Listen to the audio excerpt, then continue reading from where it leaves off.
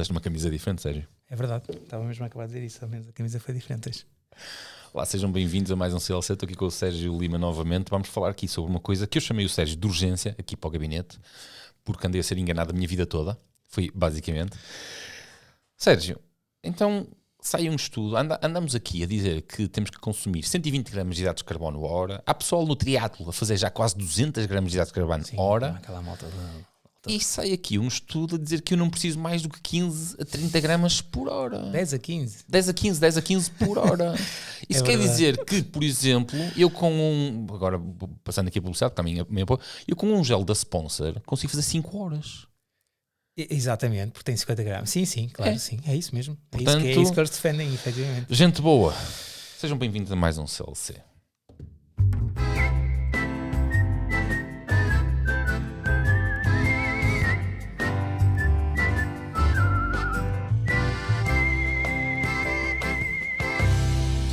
Mais uma terça-feira, mais...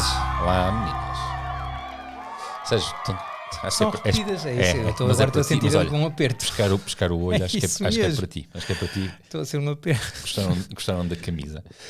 Ora bem, Sérgio, a ciência é o que é, não é? Hoje é assim, amanhã é assado, e eu parece que vou começar a poupar muito dinheiro em géis e em isotónicos e coisas por aí fora. Porque efetivamente até foste tu que me mandaste um estudo a dizer: Pedro, não precisas andar a gastar tanto dinheiro em géis e outros tantos, porque temos aqui uma filosofia dos últimos 10 anos, não é mais que isto. Se calhar até estou a exagerar. Não, são 10 anos. Sim. Onde os primeiros estudos dos 60 gramas apareceram em 2009, salvo erro, em 2010, portanto até podemos dizer 15 anos. Pronto. Seja, mas dos estudos, até passar para o contexto prática, real, 10 anos. Há 10 anos. Ainda há pouco tempo eu vi um vídeo de um youtuber, um youtuber, que é o Ibon Zugasti, um espanhol, que eu por acaso gosto de seguir, e ele dizia que ainda há 5 anos atrás saía para treinar de estômago vazio e chegava só com água, e agora tem que comer como um animal. E é isto que nós temos sido, vamos dizer, dogmatizados, não é? Só que recentemente, então, explica-me lá como é que passamos de consome 120 gramas de hidratos de carbono, como é que tu vais fazer agora as tuas consultas a dizer que o pessoal, que dizias até aqui que o pessoal tinha que consumir 120, os que aguentavam, não é para toda a gente. Sim. E agora dizes, olha, afinal 10 gramas chega. Eu não vou mudar nada nas minhas consultas. Não? Nadinha. Até porque, assim, a abordagem... na minha ótica não mudou sequer, e o que o estudo, que é um estudo com alguma robustez, ok, tudo bem, tem ali uma ou outra nuance que acho que depois eu vou poder tocar nisso no momento certo, mas é uma meta-análise, o primeiro estudo que eu acho que eles abrangeram foi de 1930 e qualquer coisa, ou seja, era o primeiro estudo em que se fez a medição de num esforço contínuo, qual é que era a carga, ou seja, o que é que acontecia com a glicemia e com o glicogênio muscular, através de biópsia. Acho que não estou a dizer mais asneira, acho que era 1930. Eu li o artigo, mesmo, mas não decoro estas coisas. Não decoro os marcos históricos nem os nomes das pessoas. Foco-me mais naquilo que é efetivamente depois que é disponível para a minha prática. Eu não vou mudar nada, porque imagina, o estudo é um estudo com muita robustez, como eu digo, é uma meta-análise, tem para aí 160 artigos revistos, mas acho que não vem trazer nada de novo, simplesmente se calhar vem confirmar aquilo que muitos de nós já acreditávamos, que não é por esgotarmos as reservas de glicogênio muscular que levamos com a marreta, é porque temos uma hipoglicemia que isso acontece, ou seja, quando o nosso fígado começa a libertar algum glicogênio para a corrente sanguínea para manter a glicemia estável, é o primeiro alerta para que o nosso cérebro, ou seja, quem comanda isto tudo, não é? Ponha ali um travão no trabalho físico que está a ser feito, mas sob o ponto de vista da sobrevivência só. Vamos só fazer aqui O problema... Vamos só fazer aqui, eu vou-te pedir para fazermos aqui um pequeno parêntese, porque nós temos que ter em conta, ou pelo menos eu tenho em conta que quando nós estamos a falar isto, nós estamos aqui a ter uma conversa entre colegas, chamemos-lhe assim, eu não sou nutricionista, tu és, e estamos a falar na tua área da nutrição. E, só que há pessoas que não estão a ouvir ou a ver e que não dominam aqui bem a área. O corpo precisa de glicogênio para produzir energia. Ou glicogênio. Glicose. Para produzir glicogênio. A glicose tem a ver se está fora do corpo, se está dentro do corpo. Não, está dentro do músculo ou fora do músculo? Fora do músculo, é isso. O corpo precisa, como fonte de energia, e sendo que os estudos apontam que, por exemplo, 20% de toda a glicose, de todo o glicogênio consumido vai para o cérebro. Aproximadamente 20%. Sim. Num dia, sim. Sim. Ou seja, é algo fundamental à nossa sobrevivência, à forma como nós até raciocinamos e desenvolvemos intelectualmente. Num indivíduo sedentário é esse valor. Pronto. Nós fazemos acumulação, o nosso corpo guarda na célula muscular, na corrente sanguínea, que está constantemente a circular para fornecer, e no fígado. Certo. É disto que nós estamos a falar. São as três, sim. Pronto. Eu queria partir disto só para as pessoas perceberem como é que se faz mais ou menos aqui a distribuição, para perceber aqui o contexto disto. Pronto. Quando nós estamos a falar de deplexão glicogénica, ou seja, nós estamos a falar de quê? Explica-me isto de forma simples. Do esgotamento das reservas de glicogênio muscular, ou seja, quando acaba essa tal reserva, esse tanque grande que nós temos, ou seja, o depósito maior, que é o dos músculos, que pode ter em média, e não vamos andar aqui numa coisa muito específica, mas uma média de 400 gramas de glicogênio, quando se esgota, nós depletamos, não é uma expressão anglo-saxónica, mas depletamos o glicogênio, a nossa reserva de que é quando os ciclistas habitualmente dizem levei com o homem da marreta. Isso mesmo. E pode não ser bem assim. Eles normalmente levam com a marreta quando há a primeira hipoglicemia, que está associada efetivamente quando há o primeiro esvaziamento, ou seja, o primeiro esgotamento total das reservas. Ou quando elas estão muito próximas de estar a zero no muscular. O que é que acontece antes? O nosso fígado começa também a libertar logo, porque o músculo está a continuar a fazer trabalho, o músculo continua a querer alguma glicose, se estivermos num regime de esforço que assim faça essa demanda, ou seja, que precisa da glicose para continuar esse tipo de trabalho. E a única forma de nós irmos buscar glicose é que está ali no fígado. O músculo pode produzir de outra forma, pode-se autocatabolizar e, portanto, destruir-se ele próprio muscularmente, e a proteína muscular consegue produzir glicose. Demora muito tempo, mas acontece. A partir do momento em que nós esgotamos as reservas, isto também acontece. O facto de haver este tempo que demora um bocadito, não sei precisar quanto tempo é que porque certamente também estará ligado à intensidade, faz com que o fígado liberte a primeira vez, ou as primeiras vezes, a glicose para a corrente sanguínea para manter a nossa glicemia estável. Mas há ali uma pequena deflexão, e essa pequena deflexão que está coincidente, esta deflexão na glicose sanguínea, que está coincidente com o esgotamento das reservas, fazem com que a gente sinta a primeira pancada. E depois vai da preparação de cada um em contrariar isso neurofisiologicamente ou não. Que é, levei com a pancada, aceita a pancada, ou levei com a pancada e quero continuar.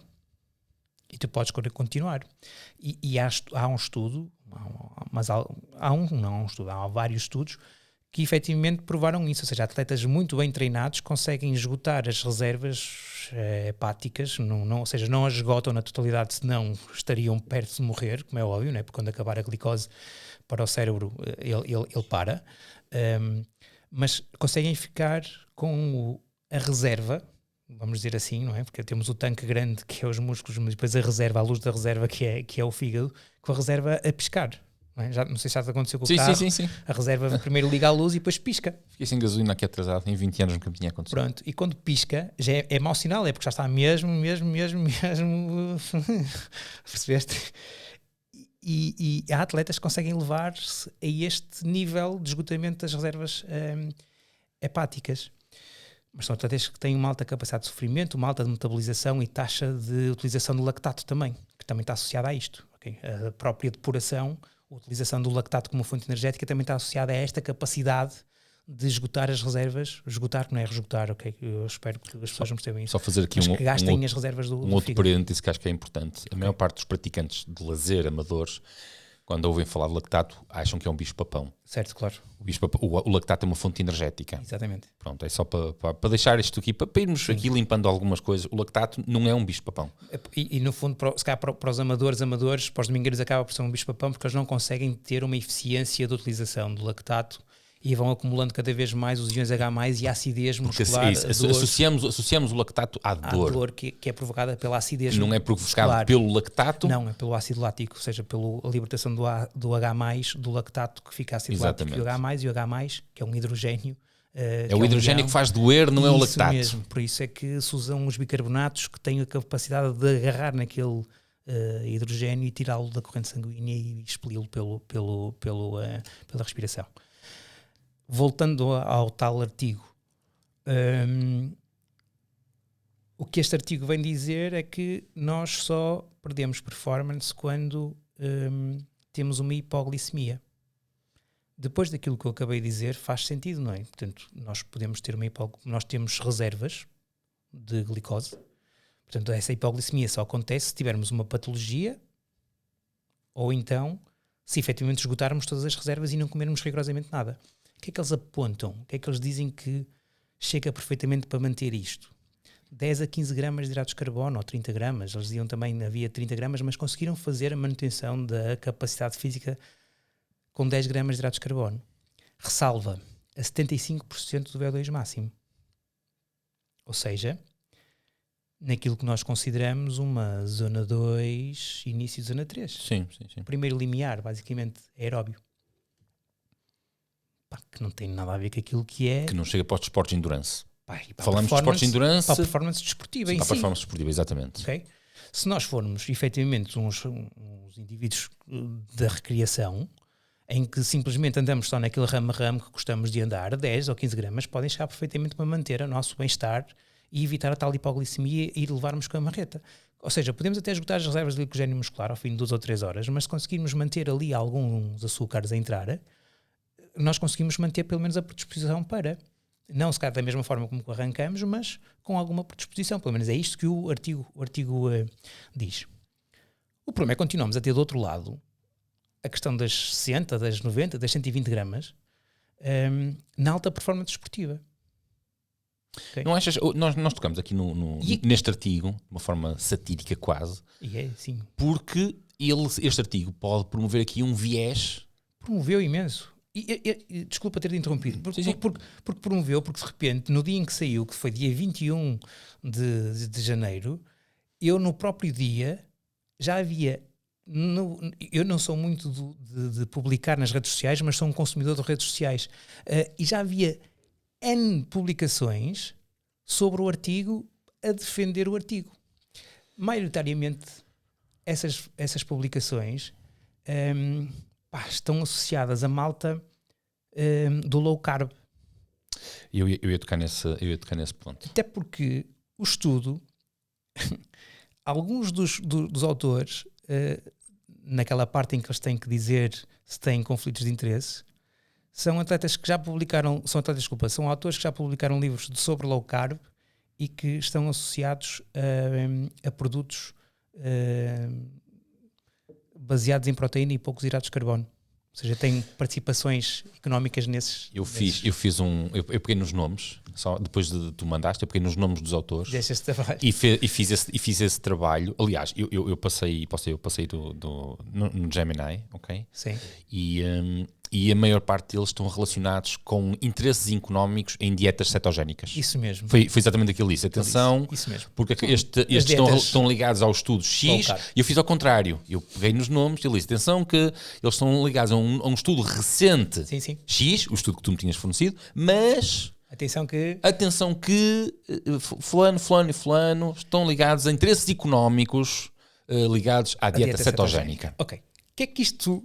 Como é que nós temos então que olhar para este artigo? Este artigo, primeiro de tudo, foi, na minha opinião, depois de ter visto os artigos que eles utilizaram, fizeram muito cherry picking, que é o quê? Eles escolheram os estudos que lhe interessaram para poder fazer esta robustez científica.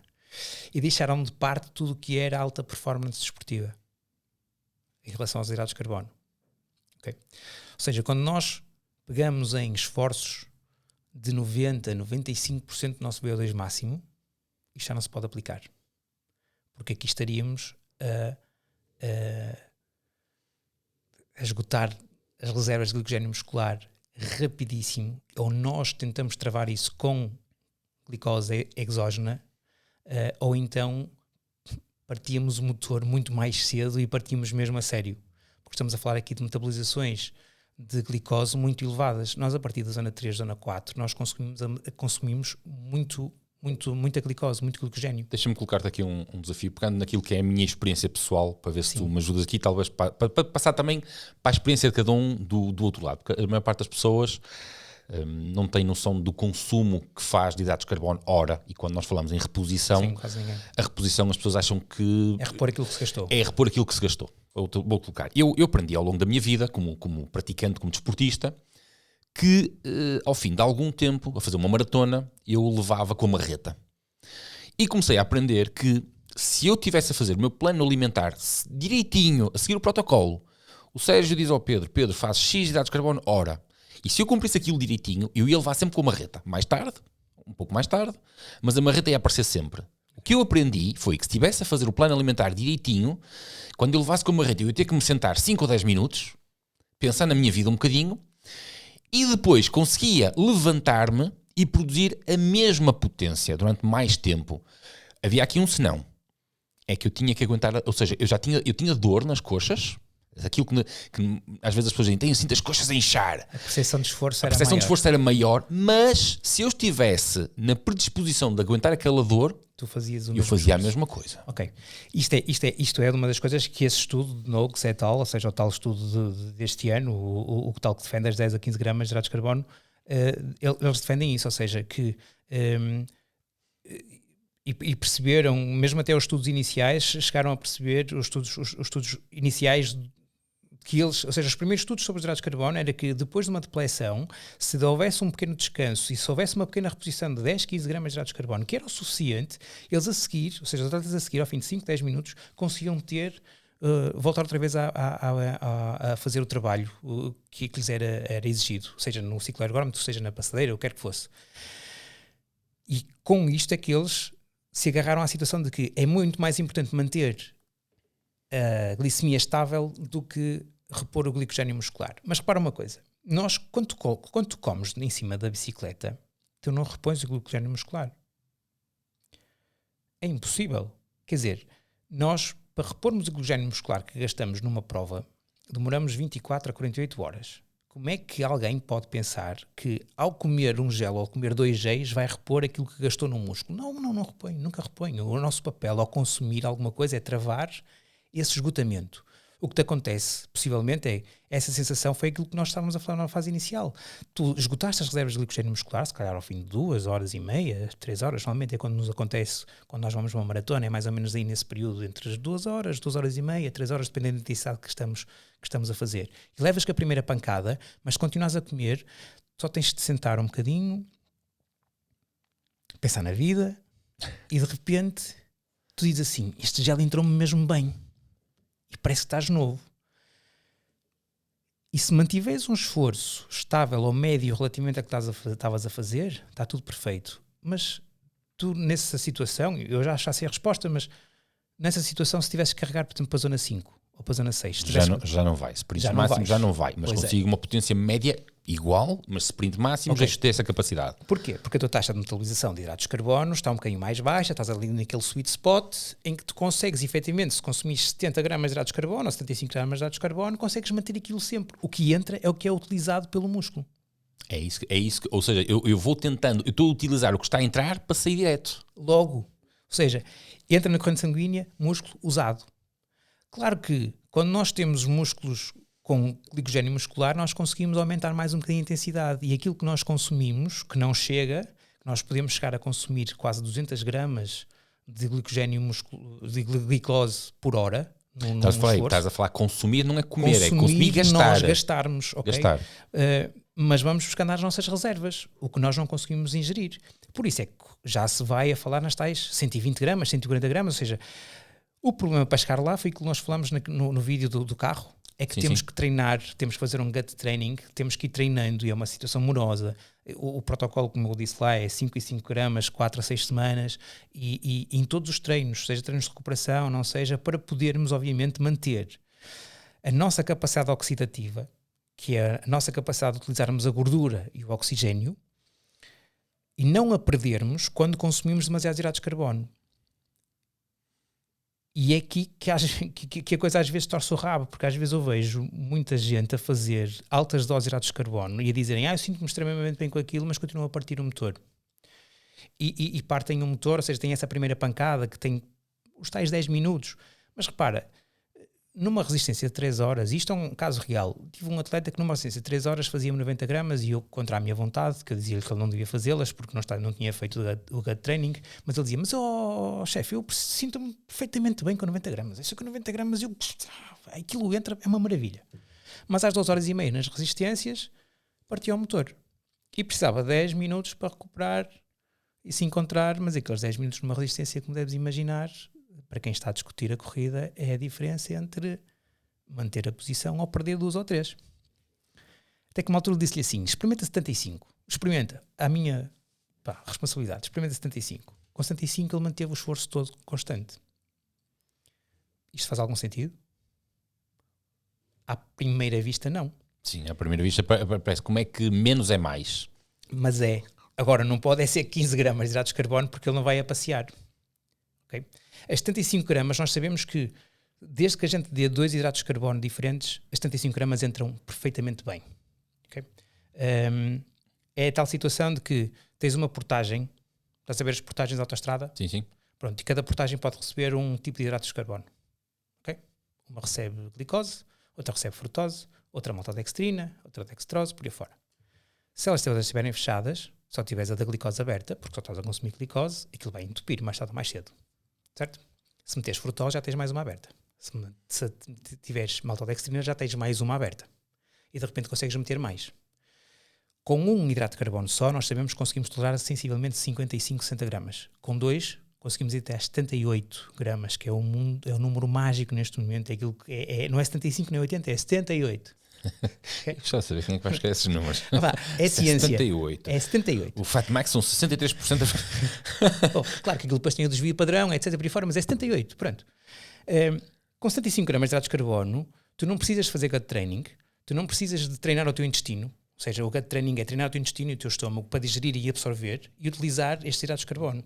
E não precisas de fazê-lo, então se não precisas, consegues oxidar, ou seja, consegues utilizar a gordura e o oxigênio à máxima taxa possível. Quando ultrapassas isto, mesmo que tu consigas absorver, mas não treinaste o que acontece é, induzes ligeiramente uma hiperglicemia, porque tens mais hidratos de carbono que era suposto na tua corrente sanguínea. Porquê? Porque os teus músculos não estão habituados a utilizá-los. Tens uma subida ligeira de insulina durante o exercício físico e quando isto acontece, também sobe o lactato, tu deixas de utilizar a gordura como fonte energética. Tu paras a oxidação lipídica porque tens demasiados hidratos de carbono que tens que gastar. E de repente fechas uma via, que é a via de base. E portanto partes o motor porque comeste demais.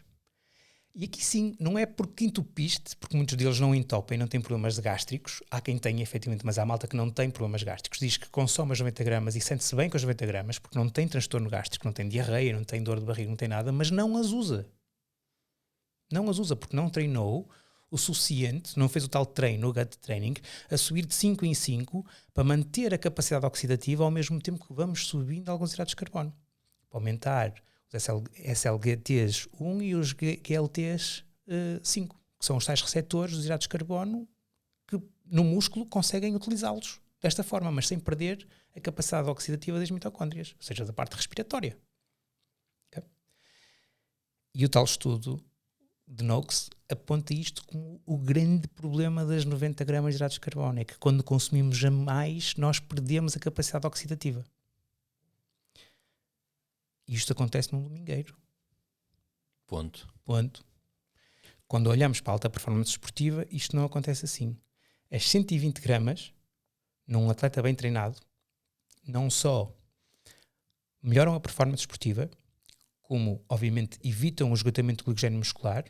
E se tu não esgotas o glicogênio muscular, ou se não fores muito ao fundo do poço, tu recuperas melhor para o dia seguinte. Demoras menos tempo a recuperar. Quando fazes as refeições, o recuperador, a reposição de hidratos de carbono, és mais eficiente. Porquê? Porque não foste ao fundo, não foste ao vazio, não furaste o fundo e ainda foste lá buscar ao tal fígado mais um bocadinho e tal, e ainda destruíste massa muscular e depois o teu hipotálamo também diz, perdemos massa muscular, tens que comer açúcares. Acho que toda a gente já teve esta sensação de que quando leva uma marretada muito grande ao fim de uma prova, se não se alimentou bem, aquilo que mais lhe apetece comer nas próximas 24 horas são bolachas, doces, chocolates, gomas, são coisas açucaradas, não é? Tudo tiver dentro de frigorífico. Pronto. Não é tudo que tiver dentro de frigorífico. Não, porque não vais comer carne, não vais comer ovos, não te apetece nada disso. Tu comes um iogurte e dizes assim, não estou consolado. Comes um bocado de chocolate, assim, não estou consolado. Comes mais 5 bolachas, assim, não estou consolado. Ou seja, do que é que tu queres? Tu queres é subir a glicemia em repouso, para subires a tua insulina, fazeres uma insulinotropia, para subires a hormona de crescimento, para que haja uma síntese proteica acrescida para repor o músculo que foi destruído durante aquele exercício que te levou à exaustão. E aí sim, há tal hipoglicemia, onde tu partiste mesmo o motor. Okay? As 120 gramas, se forem bem treinadas, têm interesse, claro, na alta performance esportiva. Se para mim e para ti isso pode fazer sentido, não, acho que não, era aquilo que nós falamos na nossa tal conversa do carro, é um custo muito grande para lá chegar. Um custo financeiro também, não só de esforço físico, mas financeiro. E além disso tens de ter uma base muito grande, tens de continuar a trabalhar muitas horas em zona 2, que é para manteres a tal via oxidativa muito bem eficaz. Há todo aqui um trabalho, estás-me a lembrar aqui uma coisa. Este estudo pode ser um problema no viés que traz. Okay? É importante as pessoas porque isto teve um impacto brutal. Atenção, de repente toda a gente estava, não é preciso comer nada, ninguém vai perceber, eu nunca andei aqui a comer 120 gramas ou 90 gramas de hidratos de carbono. 120 são poucas as pessoas que têm 120 gramas, mesmo que eu siga, tenho poucos atletas efetivamente a precisarem das 120 gramas, mas tenho 1 ou 2. 3 ou 4. 90 gramas já tem alguns, mas eu normalmente o que eu recomendo é 75, o máximo é 75. É 75 que é para todos nós, que é aquilo que tu se conseguires consumir, que 75 gramas em intensidade já é muito bom. Estamos a falar de 3 horas, 4 horas de prova. Okay? Este estudo das 60, o estudo que comparou 60, 90 e 120 era em atletas de corrida, de trail, com 42 km e 4.000 ou 2.000 de acumulados. Já não me recordo bem daqui do protocolo, acho que também não é relevante. Em que eram 4 horas e meia de esforço. Foi entre as 4 horas e meia e as 4h45. O problema é que portanto, não foi para 9 horas. Obviamente, eu acredito que para uma ultramaratona, se calhar 50 gramas podem chegar, 40 gramas podem chegar. Porquê? Porque tu vais andar em zona 2, vais esgotar as reservas, mas se calhar só precisas mesmo de manter a tal glicemia que o Sr. Noakes é tal, lá o tal do estudo, que aponta e diz que é o suficiente. Também não vamos às 10 gramas, mas o problema 40, 50 gramas, tudo bem. O problema é que as pessoas a maior parte das pessoas não compreende que os estudos podem ser manietados, claro, sim, para predizer aquilo que nos convém. Quando um chatbot me alerta logo em relação a isso, não é? Ele percebeu pelo conjuntura dos nomes que eu lá coloquei, ele percebeu que aquilo estava associado àquele estudo e disse logo, calma que isto está relacionado com aquilo, não é? E passo a vida a dizer como sátira. Isto mesmo lá no estúdio. Como forma eu tento explicar às pessoas, eu uso uma brincadeira para dizer às pessoas, se eu quiser provar que a população portuguesa tem as suas raízes em Trás-os-Montes, eu consigo. Basta ir para Chaves fazer uma sondagem e perguntar às pessoas onde é que nasceram. Claro. Ok? Sim, é verdade. Só ali é aquele viés para eu posso dizer, às pessoas. Escolhemos 600 pessoas aleatoriamente, passaram na rua, mas não disse que foi no centro de Chaves, não é? No centro de Chaves era um bocadinho mais, tens muitos turistas. Mas isto é uma forma de dizer que isto pode ser maniatado. Sim. E, portanto, nós temos que ter atenção. O estudo, no fundo, foi isso que fez. Ou seja, escolheu estudos em que o esforço era perto dos 75% de VO2 máximo, ou seja, eram zonas aeróbias, era trabalho aeróbio. Okay? Que é aquilo que nós, no fundo, fazemos nas ultramaratonas. Portanto, pode ser aplicado aí. E se calhar vai mudar aqui o paradigma um bocadinho, e ainda bem, não é? Eu nunca fui a favor disso, de não se consumirem 90 gramas numa ultramaratona. Acho que não faz sentido rigorosamente nenhum. Uma maratona, uma ultra, tipo 150 km. Uma ultramaratona. Uma coisa que faça 9 horas, 10 horas, 11 horas. Até porque, do ponto de vista nutricional, eu dizer-te assim, 90 gramas para 10 horas por hora. Ou 50 gramas. O que é que tu escolherias? As 50. Para essa quantidade de horas, das 50. Ok, depois da conversa que tivemos aqui. Mas se tu perguntas à maior parte do pessoal, diz assim, 90 é muito tempo. Do ponto de vista da nutrição, isto que até faz sentido serem as 90 por hora. E do ponto de vista da alimentação, É porque a nutrição é a alimentação depois. Não é? Temos Sim, que passar sim. isso para a prática. Sim. É que 90 gramas por hora é um bidão de 600 ml de água com 30 gramas de hidratos de carbono e 5 géis da CIS. Daqueles os pequenitos. Passando Sim. aqui a publicidade. Sim. 5. Podia usar da sponsor, desculpa, realmente. Porque vocês são... passamos isto para os porta-sponsor. Aqueles pequenos saquetas. São sensivelmente 4 géis. Okay? Para 10 horas tens que levar 40 géis nas costas, mais 10 saquinhos para meteres 30 gramas de hidratos de carbono em cada bidão. Isto faz sentido para ti a nível alimentar? 40 géis? Não faz. Pronto. Faz. E se forem 50 gramas, em que passas sensivelmente para 20 e poucos géis? Para 10 horas. Pode ser um tubo por hora, ou se puser água também Mas é mais aceitável, certo? Muito mais aceitável. Eu posso aceitável. dividir um tubo para cada 2 horas, mais o bidão que leva os 60. Até porque quando nós repetimos muito este tipo de alimentação, nós ficamos enjoados. Sim, Estamos sim, a criar enjoo. Portanto, se nós, para um esforço mais de baixa intensidade, não faz sentido nenhum fazermos as 90 gramas. Okay? Seja ele a durar 1 hora, se calhar 1 hora, ou 2, ou 3, ou 4, ou 10. Como nós temos uma curva de potência associada à nossa capacidade de produzir força, e tu sabes disso, não é? Sim, Nós, num segundo, produzimos 1000 e não sei quantos watts, mas em 1200 segundos, que são 20 minutos, acho eu, não é? Sim. Não produzimos 1200. Começa a cair por ali abaixo. Ok, e quando pomos isto nos 12 mil segundos, que são 10 horas, mais baixo ainda é. E, portanto, temos que enquadrar isto. Ou seja, a nossa média de watts em 10 horas vai ser muito mais baixa do que numa hora. E, portanto, eu tenho que adequar a minha nutrição também àquele esforço. E aquele esforço, como tem uma intensidade tão baixa, eu não vou precisar das tais 90 gramas, porque eu não vou andar a 90% do meu VO2 máximo, vou andar a 75. E se calhar as 10 gramas chegava. O problema também 10 gramas parece muito pouco. A pessoa tem que trincar qualquer coisa, comer qualquer coisita. E também queremos sempre evitar o tal esvaziamento do glicogénio muscular o máximo possível. Não precisamos ir às 90, se calhar 50, 60 gramas, 45. Eu gosto das 50, 60 gramas nesse tipo de provas. Se calhar é o mais do que suficiente para fazermos uma boa figura. A questão passa sempre pelo mesmo, para terminarmos aqui. É que a maior parte dos praticantes... O depende é a resposta certa para tudo. Sempre.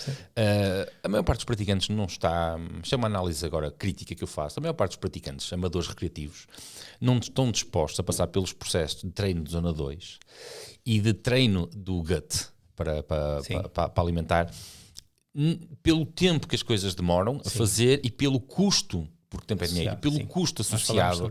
Eu lembro-me agora aqui, vou buscar aqui, há muitos anos atrás, um atleta meu que entretanto depois se tornou num amigo. Quando eu o conheci como atleta, ele dizia que tinha um problema, que ele, nas maratonas que fazia, ele a meio tinha sempre problemas gástricos fortes, que muitas vezes obrigavam a terminar antes do tempo, ou seja, a desistir. A primeira maratona que eu acompanhei, treinava-o há uma semana. Para tu perceberes que eu não treinei, eu treinava há uma semana. Ele ia fazer uma maratona e estava-me a dizer: eu vou levar estas barras. Estávamos a falar uma marca premium que havia na altura, que já ainda, por acaso ainda existem, mas estão completamente fora de moda, chamamos-lhe assim, fora do mercado. E ele dizia: vou levar estas barras. Eu disse: mas é isso que tu usas durante a semana? Ele disse: não, eu durante a semana como as do Pingo Doce. Passando agora aqui, aquelas de cereais. E disse: tu vais-me fazer um favor, leva as outras. Ei, mano, confia em mim, leva as outras. Eu lembro-me no domingo, próximo da hora do almoço, ele termina, e era um gajo que andava muito. Aqueles gajos que a genética favorece. A favor deles. Ele termina, liga-me e diz: epá, eu nunca me senti tão bem numa maratona. Eu nunca comi comida tão fraca e nunca... Isso é muito simples, não tem a ver com a comida, tem a ver com aquilo que estavas habituado a comer. Sim, eu digo sempre isto aos meus clientes ou pacientes: tu treina com aquilo que vais competir, porque não vale a pena estares... Não vamos treinar... se estamos a treinar para competir, temos de treinar tudo. Sérgio, uma vez mais. É sempre um prazer. Obrigado. Quer dizer, eu tenho razões para continuar a comer como uma besta, então. Se treinar. Se treinares, claro. Se treinares e tiveres intensidade. Senão não, só 10 graminhas. Chega perfeitamente. 10 graminhas. Sérgio, uma vez mais, muito obrigado por teres passado aqui no gabinete para falarmos. Contamos contigo novamente em breve. Tá gente boa. Grande abraço. Deixem ficar os vossos comentários aí no sítio do costume. Vocês já sabem. Voltamos no próximo. Até uma próxima. Grande obrigado. Abraço.